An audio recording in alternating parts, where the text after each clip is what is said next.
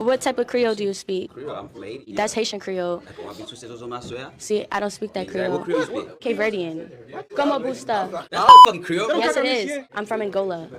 So it's like part of like Africa and like Portuguese, you know. That's It's not Creole. mixed. It's only one Yes. Creole. No, there's not only one Creole. Say something. Como busta? Está tres? It's not like Spanish, right? No, It's like Spanish, right? listen, it's like, right? okay, so it's like a European, Brazilian, Portuguese. It's That's almost related like, to Spanish. That's no, not Creole. no, it is Creole. So there's different types of Creoles?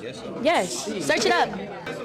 It's like, I don't know how to explain it. Peace. I beg to differ. You actually do know how to explain it, and you explained it quite well. They just weren't trying to hear you. There is more than one Creole language. In fact, Creole is not so much a singular language, but a category of language that derives from two or more adult languages that come together to create a pidgin. And as that pidgin matures and is passed on to the next generation and becomes its own rule-governed language, it is then designated as a Creole. Furthermore, not only is French Creole not the only Creole, the word Creole itself did not originate in French. It was Spanish before French and Portuguese before Spanish and Latin before Portuguese, where it originally meant in Latin to produce and in Portuguese to breed. Then also in Portuguese it meant a black person, bred and born in Brazil. Ultimately in Spanish and French it meant a combination, a mix. Suffice to say, the word Creole is a product of colonialism, slavery, which is why most Creoles throughout the diaspora have a European country's name attached to it. French-based Creole, Spanish-based Creole, Portuguese-based Creole. My native language, Gullah, is an English-based Creole. So while based can be a good thing, on the internet at least, not so much in language, because it's usually an indication of linguistic imperialism at work. The irony of one Creole speaker set tripping against another Creole speaker for sole claim of the term Creole is that even the dominant languages are technically Creoles themselves, but they reserve that term for the languages of the people that they've oppressed, and then condition us to take pride in terminologies that are actually derogatory. For example, the term patois, as in Jamaican patois, quite literally means inferior. They are a dastardly bunch. But I digress. Not all Creoles are actually called Creoles, like Louisiana Creole or Haitian Creole. Guyanese and Gullah, for example, are Creoles, as is Hawaiian Pidgin. And you know what other language is technically a Creole?